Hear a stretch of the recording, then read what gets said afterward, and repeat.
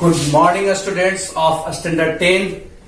Welcome in episode 1 of chemistry. Okay, आप लोग को थोड़ा सा कंफ्यूजन हो रहा होगा कि सर तो फिजिक्स पढ़ा रहे थे, सर मैथ पढ़ा रहे थे, सर केमिस्ट्री भी पढ़ाने लगे।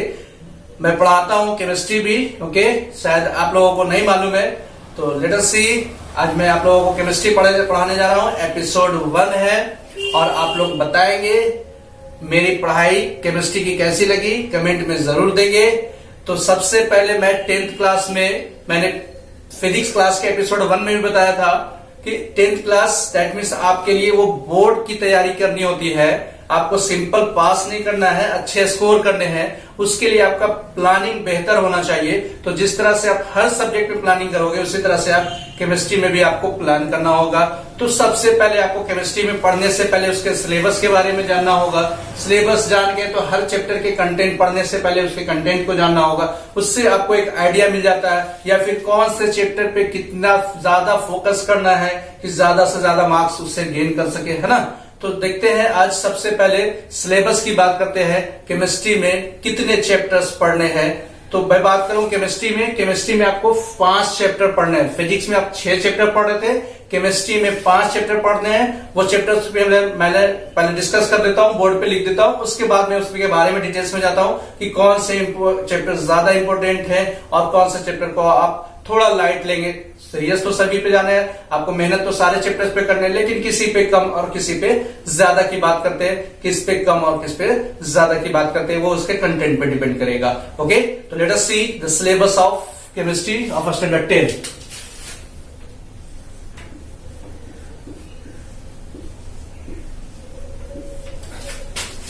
टोटल 5 चैप्टर पढ़ने हैं, जिसमें से फर्स्ट चैप्टर जो है इसका नाम है chemical reaction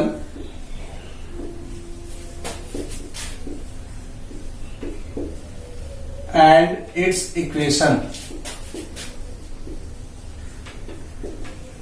okay, chemical reaction and it's equation. Chapter 2 जो पढ़ने हैं, आप पढ़ते आ रहे हो, 7th क्लास में आपने पढ़ा होगा एसिड्स, बेसेस एंड सॉल्ट्स। लेकिन वहां के पढ़ाई 7th क्लास में एसिड बेस एंड साल्ट और 10th क्लास के एसिड बेस साल्ट में बहुत का फर्क है। यहाँ आपको इस पर थोड़ा ज्यादा मेहनत करने होंगे। इसमें बहुत सारे केमिकल रिएक्शन जानने होंगे। आप 7th क्लास में सिर्फ थ्योरी के बारे में पढ़ा था, रिएक्शन बहुत कम थे। यहाँ बहुत सारे रिएक्शंस मिलेंगे, आपको पढ़ने होंगे। चैप्टर 3 है, ये भी आपने 8th क्लास में पढ़ रखा है, मेटल्स एंड नॉन मेटल्स। इसमें भी बात की जाए उसी तरह से है। 8th क्लास में आपने सिर्फ थ्योरी पढ़ रखा था, इसमें भी बहुत सारे रिएक्शन को आपको देखने हैं। यहाँ चैप्टर 4 की मैं बात करूं तो चैप्टर 4 का नेमिंग है carbon and its compound. Carbon and its compound.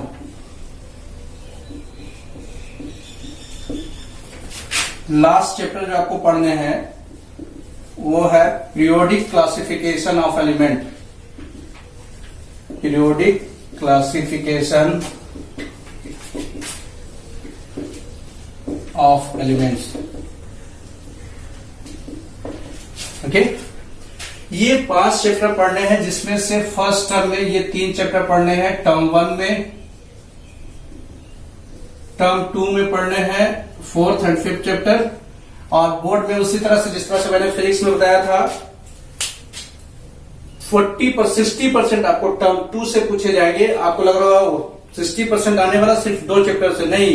ये चैप्टर जो है ना, ये बहुत बड़ा चैप्टर है। ये देखने में लग रहा है कि 2 चैप्टर है, लेकिन ये 3 चैप्टर से भी ज्यादा है। ठीक है, तो ये 2 चैप्टर से आपको 60% पूछे जाएंगे, 40% जो है इससे क्वेश्चन पूछे जाएंगे। और इसमें भी 25 मार्क्स के, मैंने बता चुका हूं फिजिक्स के, इसमें 25 मार्क्स के केमिस्ट्री भी पूछे जाते हैं। अब मैं बात करूं कि कौन से चैप्टर से कैसे क्वेश्चन पूछे जा सकते हैं, या कौन सा चैप्टर कितना इंपॉर्टेंट है ना। तो अगर इंपॉर्टेंट की बात किया जाए तो सबसे ज्यादा इंपॉर्टेंट जो है आपका चैप्टर 4 है। ये बहुत ही इंटरेस्टिंग चैप्टर है। अगर आप थोड़ा सा इसमें सीरियस हो जाएंगे तो ये आपके लिए बहुत इजी हो जाएगा। थोड़ा सा आप इसे लाइट लेंगे तो बहुत आपके लिए ये चैप्टर टफ हो जाएगा। ठीक है, तो ये कार्बन एंड कंपाउंड बहुत बड़ा चैप्टर। ये 2 से 2.5 महीना क्लास चलता है, ये कंटिन्यू चलता जा रहा, इस तरह से चलता है ना। बात करते हैं पीरियोडिक क्लासिफिकेशन से।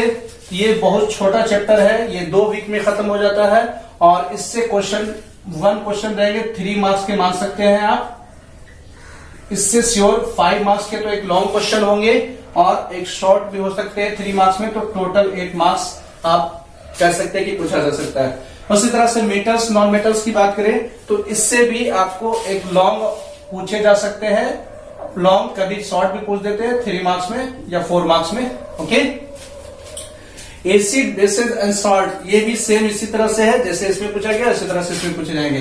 तो 5 मार्क्स के लॉन्ग क्वेश्चन प्लस मान से चलिए 2 शॉर्ट में पूछे जा सकते हैं। ऑब्जेक्टिव की मैं बात नहीं कर रहा हूं, ऑब्जेक्टिव किस तरह से कौन सा चैप्टर से पूछेंगे उसका गारंटी मैं नहीं बता सकता, वो कहीं से भी पूछे जा सकते हैं। लेकिन हाँ, लॉन्ग क्वेश्चन का एक आइडिया कि इससे कितना पूछा जाता है। केमिकल रिएक्शन ऑफ इक्वेशन, इससे पूछे जाएंगे 3 मार्क्स के, कभी कभी रेयर केस में वो 5 मार्क्स का पूछ देता है। ठीक है, तो यहां से देखा जाए मार्क्स पूछते हैं 5 3 8 8 5 13 13 8 21 3 24। मैंने बताया था आपको 25 मार्क्स के इससे क्वेश्चन पूछे जाते हैं। तो स्टूडेंट, तो इस तरह से आपने सिलेबस के बारे में जान लिया। अब मैं बात करता हूं, आज मैं जो आपको स्टार्ट करने वाला हूं chapter 1 chemical reaction and it's equation, है ना। और इसके कंटेंट की मैं बात करता हूं, कंटेंट की बात कर लू मैं।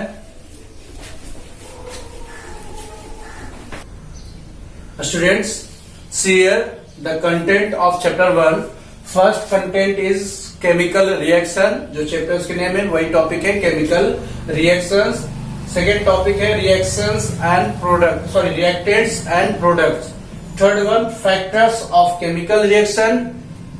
Next condition for chemical reaction. Fifth properties of chemical reaction, chemical equation, types of chemical equation, balancing of chemical equations, types of chemical reaction, here types of chemical equation and here types of chemical reaction, and last topic is corrosion and rancidity। ये एक छोटा सा chapter है, okay, लेकिन ये chapter को आपको अच्छे से पढ़ना है क्योंकि इसमें बहुत सारे केमिकल रिएक्शंस आएंगे जो कि चैप्टर 2 और चैप्टर 3 में आपको अच्छे से पढ़ने में हेल्प करेगा। तो आज देखते हैं chapter 1 first content chemical reaction. Students, see first topic chemical reaction. Okay, the processes in which one substance or substances undergo to produce new substances with new properties are known as chemical reaction. That means कहने का मतलब chemical reaction कहने का मतलब जब 2 substance या एक ही substance react करने के बाद वो एक न्यू सब्सटेंस का क्रिएट करते हैं और उसकी प्रॉपर्टीज जो होती है पहले वाले सब्सटेंस जिससे मिलकर वो बना हो उसके प्रॉपर्टीज से बिल्कुल डिफरेंट हो, तो उस प्रोसेस को हम लोग केमिकल रिएक्शन बोलते हैं। इन अदर वर्ड्स आप ऐसे भी डिफाइन कर सकते हो, द चेंज ऑफ वन और more substances into other substances having different properties and different composition is called a chemical reaction, है ना। कोई भी वैसा सब्सटेंस जो 2 सब्सटेंस से 2 से ज्यादा सब्सटेंस मिलकर के बना हो और बनने के बाद उसके कंपोजिशन जो है वो पहले वाले के कंपोजिशन से बिल्कुल डिफरेंट हो जाते हैं, उसकी प्रॉपर्टीज जो है वो बिल्कुल डिफरेंट हो जाती है, तो उस प्रोसेस को हम केमिकल रिएक्शन के नाम से जानते हैं। ओके, तो केमिकल रिएक्शन का डिफिनेशन आप चाहे इस वे में दे चाहे इस वे में दे, दोनों सही है। अब हम लोग बात करते हैं एग्जाम्पल से कि कैसे वो केमिकल रिएक्शन वो कहा जाएगा, कोई भी चीज की बात करें तो। As for example, when magnesium ribbon is burnt in the presence of oxygen, then it forms magnesium oxide। Okay, आप 9th क्लास में लैब में भी क्या होगा, मैग्नीशियम रिबन देखा। मैग्नीशियम रिबन को ऑक्सीजन के प्रेजेंस में यानी एयर के प्रेजेंस में आप अगर उसे बर्न करते हैं तो वो डेजलिंग लाइट के साथ बर्न करता है, और बर्न करने के बाद उसके जो ऐश बनते हैं व्हाइट कलर के, उसका फॉर्मूला जो होता है वो मैग्नीशियम ऑक्साइड MgO हो जाता है ना। दैट मीन्स यहाँ पे क्या देखा था, स्टार्टिंग में जो सब्सटेंस लिया मैग्नीशियम लिया Mg, और रिएक्शन किससे करवाया, ऑक्सीजन के प्रेजेंस में O2, तो Mg plus O2 then it forms MgO magnesium oxide. हालांकि मैं यहाँ पे अभी फार्मूला की बात नहीं कर रहा हूं, मैं यहाँ पे केमिकल रिएक्शन की बात कर रहा हूं। तो यहाँ पे आप Mg+O2 नहीं लिखेंगे, आप यहाँ पे लिखेंगे magnesium oxide, sorry magnesium plus oxygen, then it forms, arrow देकर के आप लिखेंगे मैग्नीशियम ऑक्साइड। यानी आपको स्टेटमेंट बेस्ड लिखना है, केमिकल रिएक्शन की बात की जा रही है, अभी मैं इक्वेशन पे नहीं आया हूं, ठीक है। उसी तरह से अनदर एग्जांपल देखते हैं। When calcium carbonate is heated then it forms calcium oxide, that means quicklime, and gives carbon dioxide. Okay, when calcium carbonate is heated with in the presence of air, then it forms it gives the substance of calcium oxide, quicklime, and produce carbon dioxide gas. Okay, तो इस तरह से chemical reaction के बारे में आपने जान लिया। अब इसके नेक्स्ट टॉपिक की बात करते हैं, reactants and products. Students, next topic is reactant and product. Okay, what is reactant? आपने अभी मैंने जैसे एग्जांपल दिया था, when magnesium ribbon is burn in the presence of oxygen then it forms magnesium oxide, है ना। दैट मीन्स मैग्नीशियम और oxygen इन दोनों के मिलने से रिएक्शन इनिशिएट हुआ, तो जिसके वजह से रिएक्शन डन हो जाए, दैट मीन्स जो केमिकल रिएक्शन में पार्टिसिपेट करता हो उस टर्म को, उस सब्सटेंस को लोग बोलते हैं रिएक्टेंट्स। ओके, दो substance which take part in a chemical reaction are known as reactants. Okay, the substance which takes part in a chemical reaction is called reactants. As for example, hydrogen is react with oxygen, then it forms water. Okay, so here hydrogen and oxygen are the reactants of this chemical reaction. Okay, इस chemical reaction में hydrogen और oxygen जो होंगे वो chemical reactants कहलाएंगे। Okay, that means दो substance which take part in a chemical reaction are called reactants. बिना reactants के कोई केमिकल इक्वेशन हो ही नहीं सकता, है ना। यानी जो दो सब्सटेंस या दो से ज्यादा भी हो सकते हैं, सिंगल सब्सटेंस भी हो सकते हैं, वो सिर्फ हीट कर दे तो वहां केमिकल रिएक्शन हो जाता है। तो वैसे सब्सटेंस जिसकी वजह से केमिकल रिएक्शन पॉसिबल हो, उस सब्सटेंस को या वैसे सब्सटेंसेस को रिएक्टेंट्स कहते हैं, ठीक है। As for another example, when मैंने बताया था केमिकल रिएक्शन के एग्जांपल में, calcium carbonate is heated then it forms calcium oxide and release carbon dioxide gas. तो यहाँ पे कैल्शियम कार्बोनेट हीट किया जा रहा है, यानी कैल्शियम कार्बोनेट को जब तक हीट नहीं किया जाएगा वहां रिएक्शन होगा ही नहीं, तो कैल्शियम कार्बोनेट क्या होगा, वहां पे रिएक्टेंट्स हो जाएंगे। ओके, दैट मीन्स ओवरऑल देखा जाए तो लेफ्ट पोर्शन में, एरो के लेफ्ट साइड में जो होंगे वो केमिकल रिएक्टेंट्स होंगे और इधर जो होंगे वो प्रोडक्ट हो जाएंगे, ठीक है। तो देखते हैं प्रोडक्ट का डिफिनेशन क्या होता है। अ new substance formed after the chemical reaction. Chemical reaction होने के बाद, दो सब्सटेंस के आपस में मिलने के बाद जो नया सब्सटेंस बनता हो विथ न्यू प्रॉपर्टीज, उसके प्रॉपर्टीज पहले वाले सब्सटेंस से बिल्कुल डिफरेंट होंगे। एज फॉर एग्जांपल यहाँ पे देखिए, हाइड्रोजन और ऑक्सीजन, हाइड्रोजन आपके गैसेस फॉर्म में होते हैं, ऑक्सीजन गैस फॉर्म में होते हैं, और वाटर जो तो लिक्विड फॉर्म में। तो यहाँ पे देखिएगा रिएक्टेंट दोनों के दोनों कैसे हैं, गैसेस फॉर्म में, और प्रोडक्ट कैसे मिल जा रहे हैं, वाटर फॉर्म, लिक्विड फॉर्म में मिल जा रहे हैं। तो दोनों का देखिए यहाँ पे प्रॉपर्टीज जो है अलग है और इसकी प्रॉपर्टीज इन दोनों से अलग है ना। तो प्रोडक्ट कहने का मतलब the substance which form after the reaction, reaction के बाद जो सब्सटेंस मिलते हैं उसे प्रोडक्ट कहते हैं, और उसकी प्रॉपर्टीज जो होती है वो रिएक्टेंट से बिल्कुल डिफरेंट होते हैं। तो see product, a new substance और substances formed in a chemical reaction are called products. Okay, as for example, when sodium is react with water, then it forms sodium hydroxide and release hydrogen gas. तो यहाँ पे product की बात की जाए तो ये दोनों के दोनों हमारे प्रोडक्ट हो जाएंगे, NaOH और H2 दोनों प्रोडक्ट हो जाएंगे और ये दोनों रिएक्टेंट हो जाएंगे। तो कोई ऐसा जरूरी नहीं है कि रिएक्टेंट दो होंगे या प्रोडक्ट दो ही होंगे, ये वन भी हो सकते हैं, सिंगल भी हो सकते हैं, दोनों रिएक्टेंट और प्रोडक्ट दोनों सिंगल भी हो सकते हैं और एक से ज्यादा भी हो सकते हैं। अब यहाँ पे हम लोग बात करते हैं जो यहाँ पे हमारा मेन प्रोडक्ट के रूप में आता है, इसको मेन प्रोडक्ट बोलते हैं। और उसके अलावे जो मिल जाते हैं, जैसे यहाँ हाइड्रोजन गैस अलग से रिलीज हो रहा है, तो इसे बाई प्रोडक्ट बोलते हैं। Okay, when sodium is react with water then it forms sodium hydroxide, where sodium hydroxide is called main product and H2 hydrogen gas is called by product, है ना। उसके साथ साथ जो मिल जाए उसे हम लोग बाई प्रोडक्ट बोलते हैं। रिएक्टेंट में कोई बाई और मेन का कंसेप्ट नहीं होता है, ये सब आपस में रिएक्टेंट कहलाते हैं। ओके, नेक्स्ट टॉपिक की बात करें, factors on which chemical reaction depends. Okay, so let us see factors on which chemical reaction depend. Students, next topic is factors on which chemical reaction depends. Okay, there are three factors on which chemical reaction depends. First factor is physical state of the substance. Second is pressure, temperature and concentration of the substances. And third properties is catalyst. Okay, तो मैं बात करता हूँ first properties की, first factors की। Physical state of the substances, ये बहुत ही ज्यादा फैक्टर्स डिपेंड करता है। ये पहला फैक्टर जो है, क्योंकि आपने देखा 9th क्लास में पढ़ा होगा, गैसेस स्टेट की बात करें उसमें मॉलिक्यूल्स दूर दूर होते हैं as compare to liquid and gases. तो जिसमें मॉलिक्यूल्स ज्यादा डिफरेंट होंगे, एक दूसरे से गैप ज्यादा होगा, तो वहां पे अदर एलिमेंट्स के सब्सटेंस के मॉलिक्यूल्स जो बहुत इजिली मिल जाएंगे, घुल जाएंगे, तो वहां पे रिएक्शन आपका फास्ट हो जाएगा, है ना।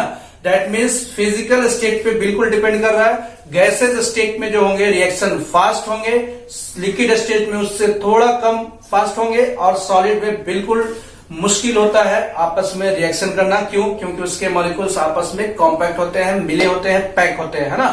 तो देखा जाए पहला फैक्टर्स बिल्कुल सही है, physical state of the reactants. That means अगर सब्सटेंस को रिएक्शन करवा रहे हैं और उसे कोशिश करते हैं गैसेज स्टेट में पहले कन्वर्ट कर ले, उसके बाद रिएक्शन करते हैं, तो वो रिएक्शन ज्यादा फास्ट होगा, जल्दी हो जाएगा। अगर उसे हम लिक्विड में है तो वो थोड़ा स्लो होगा, सॉलिड में है तो ज्यादा चांसेस होगा कि रिएक्शन पॉसिबल नहीं होगा। ठीक है, दूसरे फैक्टर्स की बात करते हैं, temperature, pressure and concentration of the reaction. Reaction करने के लिए सब्सटेंस में उसका कितना टेम्परेचर, आप देखते हो। सिंपल एग्जांपल, चावल जब बनाते हो तो सिंपल नहीं बनता, लेकिन उसे आप जब हीट प्रोड्यूस करते हो तो चावल इजिली बन जाता है ना। तो यहाँ पे टेम्परेचर भी एक अहम फैक्टर है, और टेम्परेचर के बढ़ने से रिएक्शन फास्ट और स्लो हो सकता है। ज्यादातर फास्ट ही होते हैं। टेम्परेचर, प्रेशर, कंसंट्रेशन, तीनों टर्म्स जो है वो केमिकल रिएक्शन रन करने के लिए उसके जरूरी है। दैट मीन्स टेम्परेचर बढ़ने से आपका रिएक्शन फास्ट हो सकता है, या प्रेशर के, या कंसंट्रेशन मीन्स उसकी सॉल्युबिलिटी, दैट मीन्स वो कितना गाढ़ा या पतला है उस पर डिपेंड करता है। आप देखते हो अगर रिएक्शन करने के लिए आप उसको सॉल्युबल फॉर्म में कन्वर्ट करते हो या फिर थोड़ा गाढ़ा करते हो ना, तो ये कंसंट्रेशन टर्म आता है। तो फिर temperature, pressure and concentration of the reactants, इन तीनों चीजों पर भी हमारा केमिकल रिएक्शन डिपेंड करता है। इससे रिएक्शन फास्ट या स्लो हो सकता है। तीसरा फैक्टर है कैटलिस्ट। कैटलिस्ट सबसे पहले हम जानते हैं what is catalyst. Catalyst is a substance which does not take part in a chemical reaction. ये ऐसा सब्सटेंस है जो केमिकल रिएक्शन में पार्टिसिपेट नहीं करता है, but it is use to fast और slow the rate of reaction. That means catalyst substance ये भी एक सिंपल सब्सटेंस है, लेकिन इसे हम लोग क्या करते हैं, रिएक्शन में जब मिलाते हैं, मिक्स करते हैं, तो रिएक्शन में ये पार्टिसिपेट नहीं करता। दैट मीन्स ना तो ये रिएक्टेंट में बनता है, ना ही इसकी वजह से प्रोडक्ट में कोई चेंजिंग आता है, बट इससे रिएक्शन हमारा फास्ट और स्लो हो जाता है। ठीक है, तो रिएक्शन को फास्ट कराना हो या रिएक्शन को स्लो करना हो, तो उसमें हम लोग कुछ अलग सब्सटेंस मिलाते हैं, जिसकी वजह से रिएक्शन और प्रोडक्ट, रिएक्टेंट और प्रोडक्ट में कोई फर्क नहीं पड़ता। उस सब्सटेंस को हम लोग कैटलिस्ट बोलते हैं। ठीक है, तो फिर से देखते हैं कैटलिस्ट क्या है। Catalyst is a substance which does not take part in a chemical reaction, है ना। वो एक ऐसा सब्सटेंस है जो कि केमिकल रिएक्शन में पार्टिसिपेट नहीं करता है, but it is use to change the rate of reaction, है ना। ये केमिकल रिएक्शन के रेट को उसको स्लो और फास्ट कर सकता है। एज फॉर एग्जाम्पल आप देखोगे पोटेशियम क्लोराइड की बात करते हैं। पोटेशियम क्लोराइड को अगर हीट करते हैं तो हमें क्या मिलेगा, पोटेशियम क्लोराइड मिलेगा और ऑक्सीजन गैस रिलीज होगा। ठीक है। पोटेशियम क्लोराइड को आप अगर हीट करते हो तो पोटेशियम क्लोराइड और ऑक्सीजन गैस रिलीज होगा, लेकिन रिएक्शन कितना फास्ट होगा कितना स्लो होगा ये कुछ मेंशन नहीं है। अगर आप यहाँ पे मैग्नीज डाइऑक्साइड MnO2 अगर आप यहाँ पे कैटलिस्ट के रूप में डाल देते हैं, कैटलिस्ट को हमेशा आप एरो के ऊपर या नीचे बिलो दिखाएंगे, ठीक है, क्योंकि ये रिएक्शन में पार्टिसिपेट नहीं करता है, तो ना तो ये इधर रहेगा ना ही ये इधर आएगा, ठीक है। तो MnO2 मैग्नीज डाइऑक्साइड के यहाँ पे पोटेशियम क्लोराइड का आप मिक्स कर देने पे प्रोडक्ट में कोई चेंजिंग नहीं आ रहा। देखिए MnO2 का कोई भी टर्म यहाँ पे नहीं आया है ना, लेकिन इसके मिलने से ये रिएक्शन फास्ट हो जाता है या स्लो हो जाएगा, इसलिए हम लोग इसको MnO2 को यहाँ पे कैटलिस्ट के रूप में देखते हैं। ओके, नेक्स्ट टॉपिक इसका जो है condition for take place chemical reaction. मैं इस टॉपिक को अगले एपिसोड में डिस्कस करूंगा। आप लोगों को कैसा लगा केमिस्ट्री प्लीज कमेंट में जरूर दें, और मेरा चैनल पसंद आ रहा हो तो प्लीज सब्सक्राइब करना नहीं भूलें। Thanks to all of you for watching कैसर की पढ़ाई। Have a nice day.